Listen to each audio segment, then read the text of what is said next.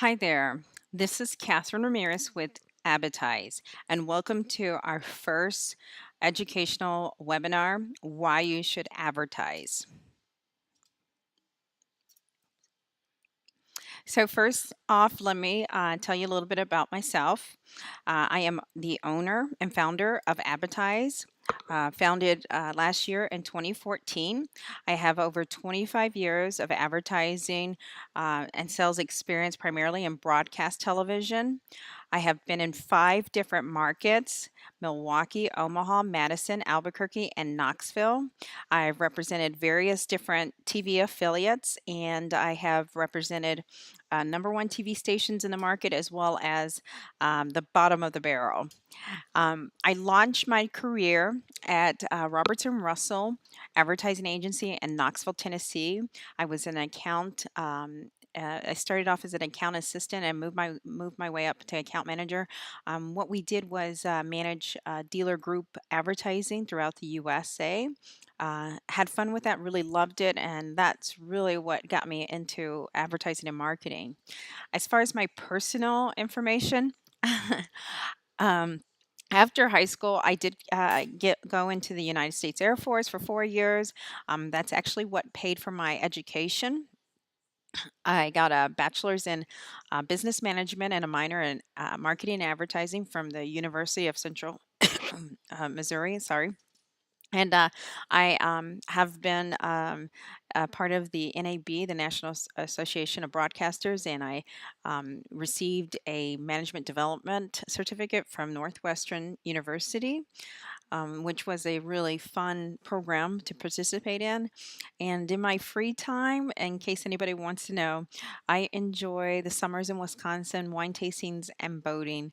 And now that that's coming to an end, we are here and focus on why you should advertise.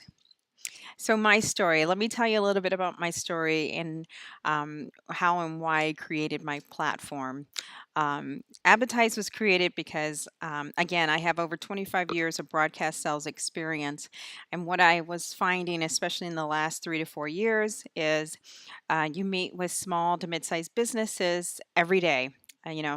Hundreds of them, and you're going through a process. You go through the needs analysis and finding out exactly what their business is about, what they're trying to achieve, and everything that you can about their business. And then you go back and get some really strong market research to show them who their best customer looks like in the marketplace.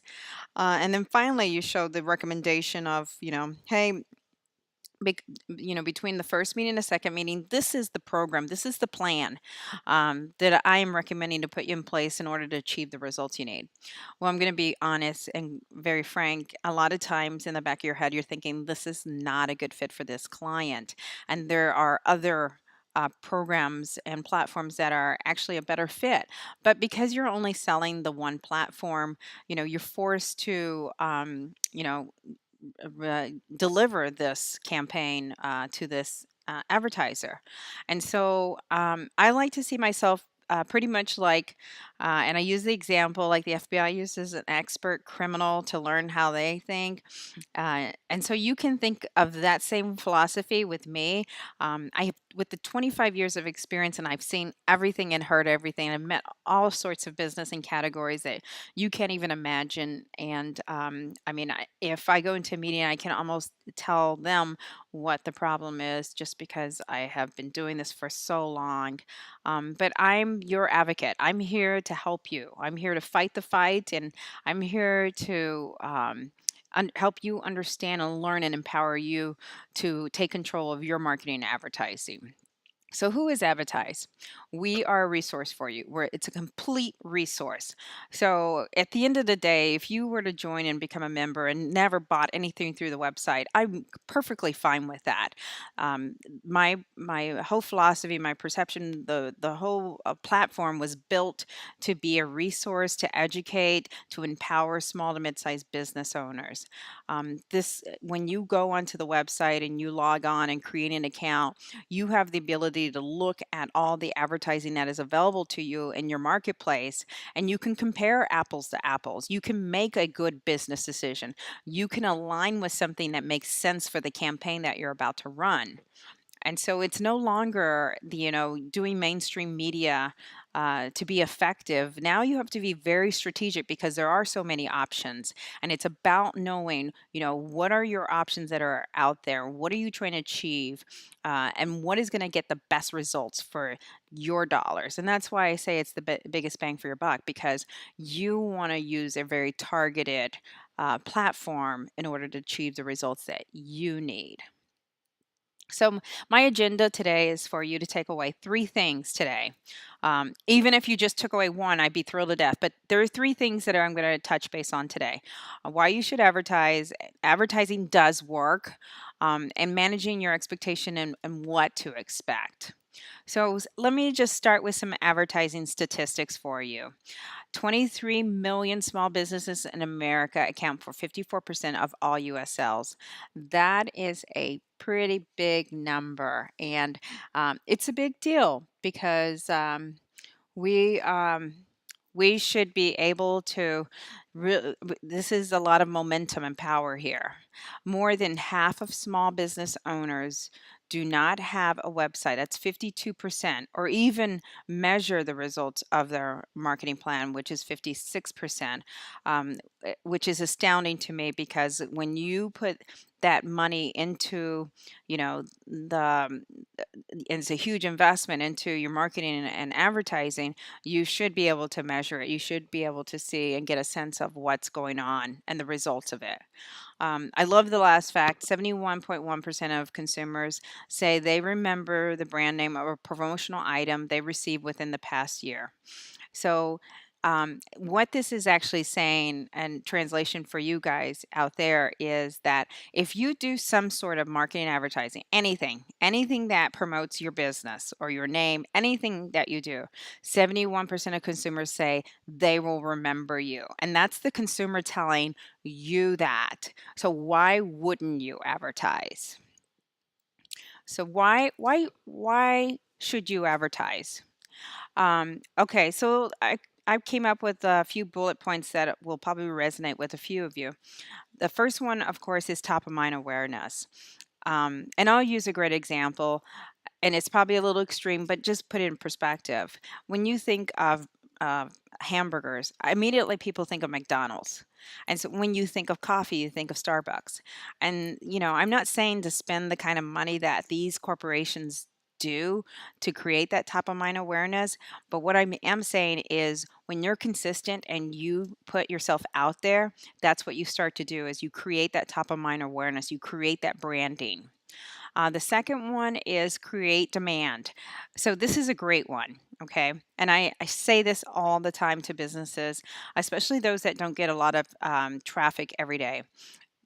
A lot of times people don't even know they need your service, product, or service until you remind them. So you have to create demand. And so creating demand is helping build your business. It's helping, you know, getting rid of inventory. So again, just keep in mind that, a majority of people out there, your consumers, don't even know that they need your product or service until you tell them that they need it. The third one is a great one, and that applies to anybody: credibility. If you advertise, you're building credibility. You're saying you're not a fly by the night business. You're sustaining, you're here, you're not going anywhere, and you are credible. So, if anything, at the end of the day, you want to build some credibility so people can see you as a value. The fourth one is grow market share. I like to use this one, especially for companies who have been in business 30, 40, 50 years.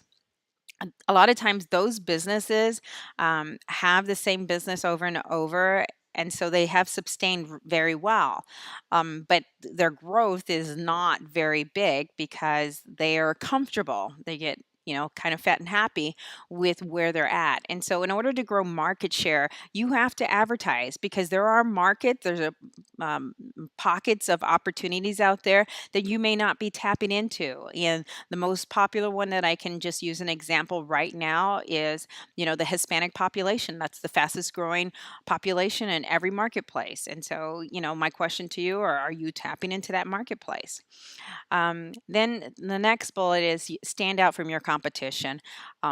If we use the example of like plumbers, um, not every one of those plumbers are advertising. So what are you going to do to stand out so that when someone does think about plumbing, that you stand out for your competition, and when they want to call, they think, "Oh, you know what? Let's call ABC Plumbing because I've heard or I know about them." You're creating that top of mind awareness and you're standing out from your competition. The next one is be on the shopping list. I love this one. And the best example I can use for this is automotive. Automotive is very aggressive in advertising, and so they should be because you don't know when you might need a car. You could go in a wreck tomorrow, and now you need a new vehicle. But every automotive dealer out there is really pounding the pavement and really hitting the marketplace because they do want to keep themselves on the shopping list. So it doesn't matter like if you spend a ton of money, all you have to do is have some sort of presence so that when someone is thinking or they are in that position where they have to shop, you're on that list and you're one of three, four, five, whoever it is that they're going to shop.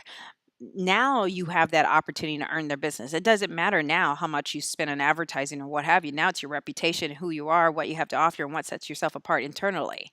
So always want to be on the shopping list. And then finally, of course, make your register ring. Everybody wants to make more money. And at the end of the day, advertising should make your register ring. Why you should advertise? I like to use some local examples. And again, I have hundreds of them. So if there's something in your category or someone you want to talk about, a brand or product, whatever, or a business category, I am happy to share any more stories with you. But how do you set yourself apart? The best campaigns offer more than just a rational benefit. They talk about their unique selling proposition. Well, what is a unique selling proposition? Which is more commonly known as USP or your unique selling point. Basically, it's what makes you different. What sets you apart from your competitors? And so things like the lowest price point or the fastest service or 30 minutes or less, all these you've heard through other, companies and businesses. And so what is it about you that makes you very unique and sets you apart from your competition? Every business should define that and understand that and know that because that's the thing that's going to really set yourself apart. And that's something you can hang your hat on. Um, so let me give you some examples, some really good examples, but not just of the USB of advertising. So the first one is the hunting and fishing.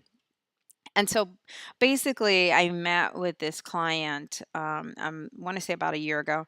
And so they were really like exhausted. They were on their, as always, it seems like when I meet a lot of clients, they were on their last leg and they were in a situation where if this doesn't work, we're literally going to be closing the doors because I want to say that their output was about $10,000 a month just to maintain this facility.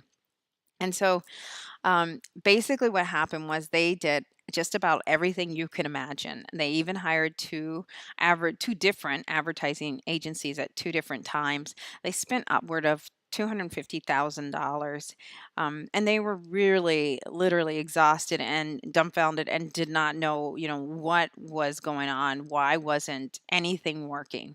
And so going in and having several meetings with them and really diagnosing and finding out, what did you do? What was the message? What was going on? What were the platforms that were purchased? And you know, really getting samples of everything that they did and really analyzing it. Well, there was some really great findings and stuff for you as business owners to learn from. First and foremost, okay, they were elite hunting and gaming facility. So they're considered where it's enclosed gaming. So if you have the money, you're definitely gonna go home with a prize. And that's the kind of facility it is. So it's not for your everyday hunter. So it's not real game. It's for your once a year hunter, wannabe hunter. Your lawyers, doctors, the people who really, they've never done it, and they want to try it, but they want to go home with a prize. The other element to them was they did glamping, which is like high-end camping. So they really wanted to do, focus on families with children, and they really wanted to capitalize on that and get, families and children that are like just want that high end 5-star camping experience. And when I say that, I mean enclosed tents with queen beds in it and tear down service and, a chef on site and what have you. And so what we found out was, first of all, the campaigns they had in the past, both messages were on one campaign. So whether it was print, radio, TV, what have you. Okay. So that is a big no no because, first of all, if you're showing glamping with hunting, my first instinct as a female is I'm not taking my children to go watch Bambi get killed and slaughtered. I'm not going to do that. So that was a first mistake. Okay. The second mistake was when they put these campaigns out there, they were really targeting the everyday hunter, the everyday Joe hunter. Okay. I know a few hunters, and when I talk about this business to them, they're insulted by it because it's not gaming. So they're completely insulting that um, uh, client base already, and that's not the client base they were targeting. So those were a couple things that we found that were wrong, and so we really changed everything up, created two different campaigns, and launched them in two different types of media so that they target the two very strategic audiences. Needless to say, we did the campaign and they ran it for 3 months and they got a huge response, more of a response than they ever got with spending the upwards of $250,000. So, my point is, advertising today is very, very strategic, and you've got to have people on your side and people that understand how to work with these dynamics. The next example is a restaurant, a very niche restaurant bar. It was a martini bar. And the reason I put number one there is they were approached by a radio station when they first opened. And the radio station said, we're number one and we're number one. And we work really well with restaurants. And, this is the commitment. They wanted an annual commitment of a year, and it was over $100,000. And so the restaurant bar, not knowing about marketing and advertising, and was really sold on this and said, okay, we'll do it, and really committed to the year. Well, that campaign finished and they did not get any return on their investment and they were really frustrated. And once again, when I met with this business, they were once again at the point where if this doesn't work, then we're going to have to close, our restaurant. And I was like, oh my God. And so after finding out, and again, several meetings and really diagnosing and trying to figure out what was going on and trying to analyze this, well, what I found to be was they were really targeting the happy hour. Business professional who is just leaving the capital or businesses around the capital, and they wanted that person to stop in for a martini, sit on their patio, and get a snack. Okay, they knew that these people, once they sampled them, would be back and order more and come back for dinner. Okay. And so, in diagnosing and coming up with a plan, basically what we did was we targeted, morning news and late at night.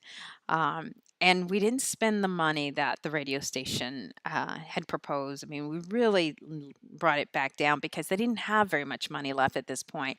But we did run a 3-month campaign. They launched the campaign. And, once again, and not very much money. And this was a weak TV station that we utilize. And they really saw the return on this. They actually saw traction. People told them, I saw your commercial. They came in, they were walking through the doors. And they were elated. They just loved it because they couldn't understand why didn't the radio work, and they spent so much money and they didn't spend nearly the dollars that they spend on this small campaign for 3 months, and it was very effective. They actually extended the campaign for the rest of the year. Of course, they did not close the doors, but they were thrilled to death, and they did get the return on their investment. The next example is a funeral home, and I love to share this because I know a lot of people can relate to this. This funeral home has been in business over 40 or 50 years. It was, family passed down to generations. And I put same old because they have been doing the same thing over and over since the business has been in business. So direct mail, and it worked for them. In the beginning, it was great and it was useful and it created the momentum that they wanted. But now they were in a position where it wasn't as effective. And so, once again, meeting with them and having several meetings and diagnosing and really trying to figure out who is your best customer? Who is that? Profile them. Tell me who they are. What do they look like?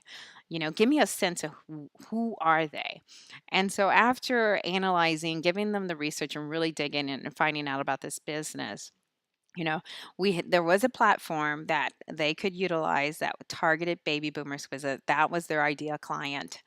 And so what happened was they took off one direct mail and used that money to launch a 3-month TV campaign, as opposed to that one time for the direct mail. And so the it was very easy to come up with the creative because again the business has been around for 40, 50 years. So it was very nostalgia. And you don't really have to sell funeral homes. All you have to sell is that they are sincere and they're trusting and they have a lot of empathy and they will really take care of your loved one. And I had a lot of testimonials because they are very well known, and the people that have utilized their service love them. So the campaign launched. It was a huge success for them.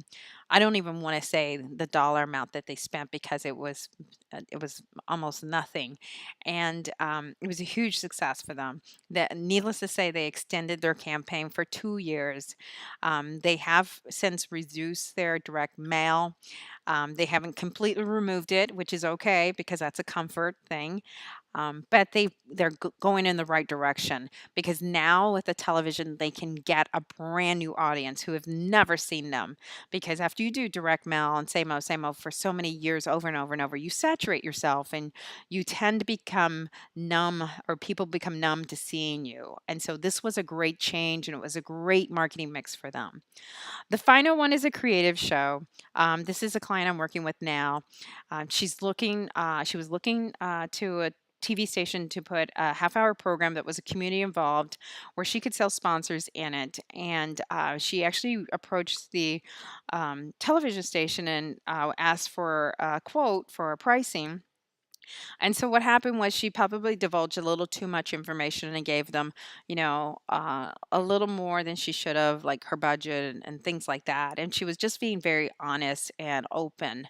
And so what happened was they gave her the proposal, and then a week later they called her and said, "Oh, that proposal's not available anymore. Now it's the price has gone up." And how interesting that the price went up to what her budget was. Okay, and so when I met with her, and this was after that fact, I said, "Hey, you know what? Why do you want that TV station?" And she just liked this TV station. That's why she was very passionate toward it, and she just liked it.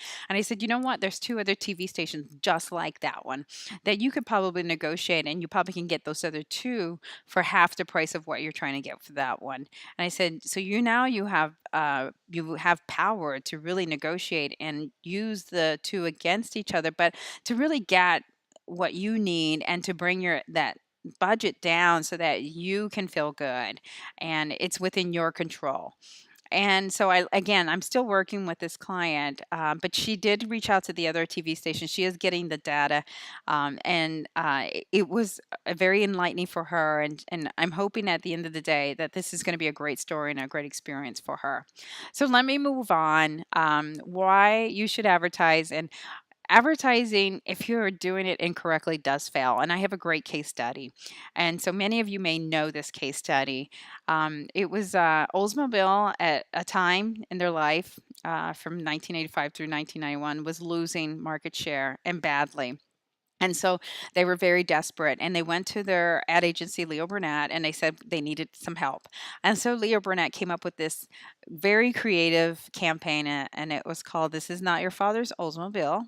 And so what they did was there's a lot of things that went wrong with this campaign, which really is hard to believe. But you know what? It's a great case study, and it's great. It's a great one to share, and a great one to learn from. But basically, what happened was the campaign "This Is Not Your Father's Oldsmobile" was targeted toward a younger generation, so that there are younger people feeding and buying and branding themselves to Oldsmobile. But what they did was they stuck with television. They did some print and radio, but TV was the primary focus. And when they placed their TV buy, they bought the same programs they bought from before. And so they didn't really change that, okay? And so it was really targeted to an older audience. And so when that campaign launched, what happened was the people that their core customer, their loyal audience saw This Is Not Your Father's Oldsmobile, and they were threatened by that. They were insulted. They said, "What? I'm not good enough for your Oldsmobile now?" And even though it didn't target the masses of the younger generation, the ones that did see it, the response from them was, "Well, I don't want to drive my father's Oldsmobile." So again, it goes advertising does work, but a lot of things have to go into it, and you really have to be strategic for it to be effective and to work. And I'll go into more details on how this works for you. So, advertising works. So, what are some of the key components to make all this mesh and come together so it is effective and does create the momentum that you do need? First of all, you got to know your budget. You need to know how to get to your budget, what your on investment is, which is ROI. You need to know these numbers and you need to know what it's going to take to get to these numbers. And so, if you don't have a budget, a good rule of thumb is 10%. If you do not have a marketing and advertising budget, a good starting point is 10%. If you do have one, and you want to increase your current or grow your market share or grow your business, then your marketing budget should grow by the percentage of the growth that you want to add. So that's how I would say to that, okay? Return on investment is everybody's different and everybody needs to identify your return on investment. But basically is I'll use a great example, okay? If you're spending $1,000, okay, how many products or services do you have to sell to get that thousand back? Okay. So if you're selling every month two product or service, whatever it is that you have, and that's your norm. Okay. And let's say the $1,000 was one additional. So that just means that in order to get your return on investment, you would have to sell three every month now. And that's when advertising is working for you. That's when it's effective. The second bullet is know your target audience. Okay. So this is always misinterpreted. It's not who you want or prefer to be your target audience. That this is not what that's saying. It's who's your bread and butter, who comes through your door every day, whether it's your virtual doors on the internet or your doors through the street or whatever, your office doors. But who is that person? Describe them, know them, understand who they are, and really understand their demographics and psychographics. So who is that target audience? The next bullet is choose the right medium platform to target your audience. So, what is the best platform for that very specific audience? If it's a baby boomer, then what are the platforms that best hit the baby boomer?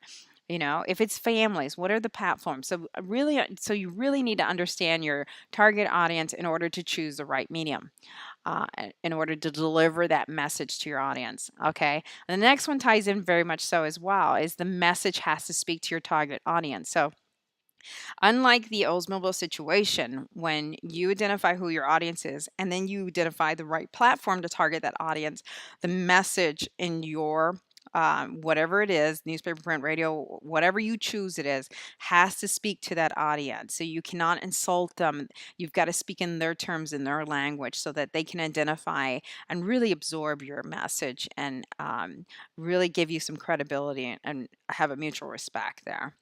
And then know and manage your expectations. This is great in regards to before you start any campaign, there should always be a dialogue about what are the expectations. What do you expect from this after it launches? What are your expectations on the return? So when I say manage, it means that stay on top of it, know how to manage the expectations and understand it. And then finally, be prepared to measure the results. I say this because this is super important because a lot of times clients launch a campaign and they don't tell anybody in the company, oh, there's a campaign that's about to launch, what the specials are, anything like that. And there's nothing really quite embarrassing than for a campaign to launch and people to come through the doors or call or what have you and ask for the product or service and nobody knows about it. So let everybody know what's going on. It should be verbalized. It should be, and a hot topic sent out to everyone. It doesn't matter if they're the janitor. Everybody should be on board and understand what's about to launch. So, managing expectations, your expectations. This is very important. First and foremost, have a dialogue. And when I say have a dialogue, is when you create that partnership with a media company, you need to have a very thorough and very strategic dialogue in regards to exactly what you want from this campaign. And it should be a dialogue because the media company should let you know then and there if it's possible or what they can guarantee, or it's not even a guarantee, but it's just being realistic about the expectation. Which is the second bullet is being realistic. And so when I say being realistic, I say this in regards to I've had companies that I said, okay, what are your expectations once we launch this? And they will say, well, I'll come in and I'll sell everything out. We'll open the doors and the floodgates and people will be lined up outside the door. And so I have to step back and ask the question, well, what is your everyday traffic now? And so they'll answer and they'll say, well, we get about, you know, 10 to 15 people a day that come through the door. And then I have to bring them down a bit and say, okay, so what's really realistic here? Could we increase that by 5%, or maybe 10? So we negotiate on what is realistic because the floodgates and people rushing through the doors is not realistic. And so again, this is all part of having a dialogue and being realistic is know what is realistic and what's doable. And if you have ever done that before, because you can't expect people to tear down your door and come flooding and buy everything unless you're going out of business. And if you're going out of business, sure, expect that. Measurement tools, have measurement tools in place. And so when I say that, I say look at your website traffic before the campaign launch. No matter if you're doing web or not, when you advertise, when you do any form of advertising, people will somehow Google you or organically type you in, however it may be. But now you will get some traffic through your virtual doors, through your internet, just because it's easy for people to do that at the privacy of their home, their office, whenever. So just make sure that you have measurement tools. If you launched a radio or a TV campaign, have a schedule of that campaign at the receptionist desk and she can tick mark and tick times that people are calling and you can align it with the schedule that you put in place. So there are a lot of measurement tools that you can do on your own, asking people, how did you hear about us? But just know that that's not 100% reliable because people forget and they're going to say the last thing that they can remember. And so if they just walked by, they say, oh, I just walked by. Or if they just heard a radio song, they're going to say, oh, I heard it on the radio. So just know that it's not precision, but you're going to put some tools in place. And then finally, hold your media partner accountable. This is extremely important because your investment is huge. And so you have just as much in on it as they do when you talk about expectations. So please hold your media partners accountable. Make sure that they are following through and they're doing all the things that they promised to you. Okay, managing expectation and the media expectation. So, know what to expect from your media partner. So, again, this goes back to the dialogue. Know exactly, and you guys should both be on the same wavelength, the same terms, what your expectations are, and they should agree with it. And this all should be in writing and stone, and so that they can follow up with you. So make sure that it's honest and open, and you do have this dialogue with your media partner.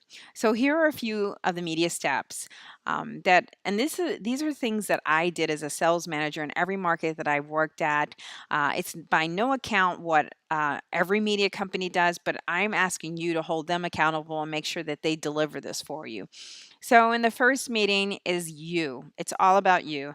This is called the needs analysis. This is where they diagnose and find out all the things that worked well in your past for advertising, what didn't work, why it didn't work, why do you think it did work? How do you make media decisions?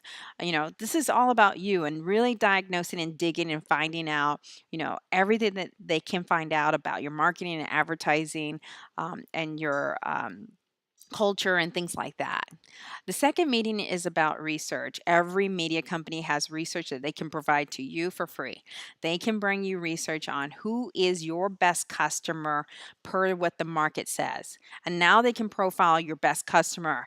And that way you can see, am I missing out on, the people that want to buy my business? Okay, because your customer, when you define who your customer is and what the market says is your best customer, it could be two totally different people. And if it is, you're missing an opportunity, and that you should be really capture that marketplace. And then the third meeting is recommendation. So that should be everything from the first two meetings combined and really delivering a campaign that is really tailored to deliver the results that you need for the investment they're willing to make.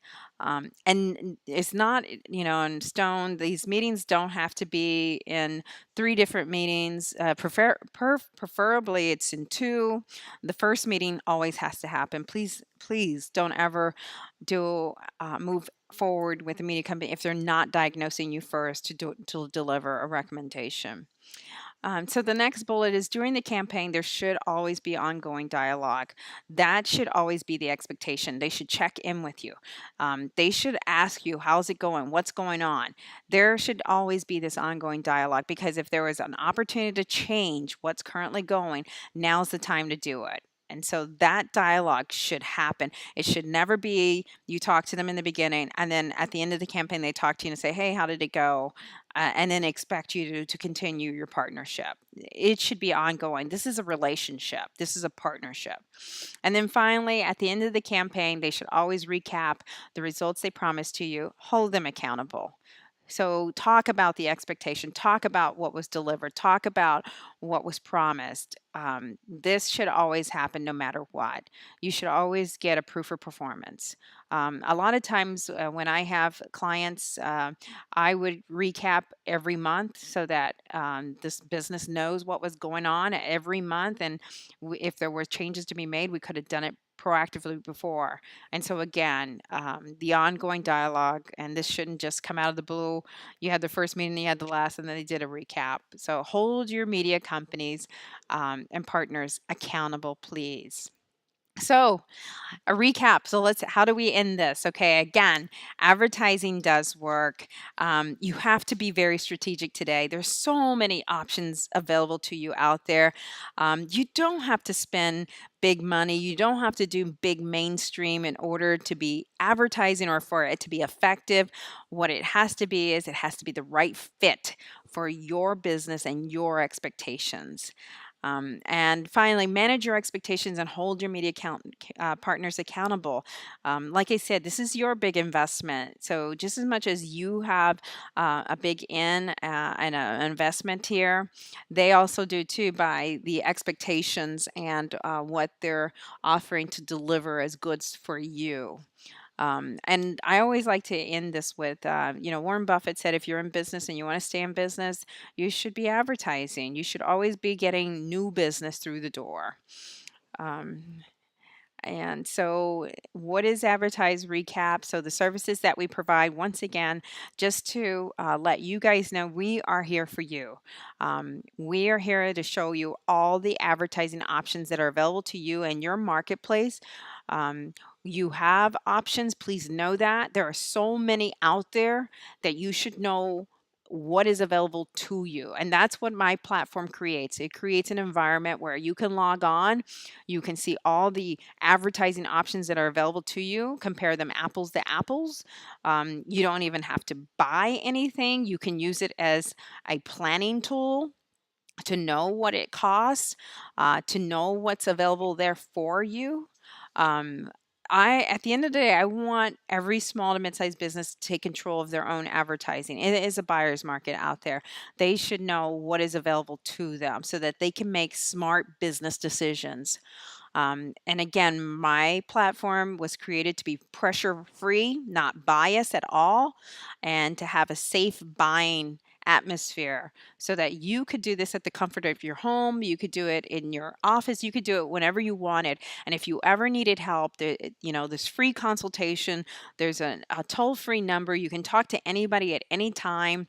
When you create an account with Advertise, there are some mechanics on the back end that you ask 4 questions from you, and the same 4 questions are asked of the media company so that it matches you and offers you recommendations. So this platform was created as a tool, as a resource to help educate you and empower you. At the end of the day, I'm an advocate for the small business owner. I like to think of myself as the Robin Hood of advertising. I will go out there and I will find the advertising for you. If it's not on my platform, I will go find it. I will search for it. I'll dig for it and I'll put it on my platform. I want every small to mid-sized business to be empowered and to understand and know advertising. But of course, first and foremost, if you're in business, you got to be advertising. And advertising, again, does work. It just has to be the right fit. So finally, if you have any questions, please feel free to contact me. There is an 800 number. It's on my website, or you can email me or Twitter me. We do follow up. We make sure that we respond to you within 48 hours.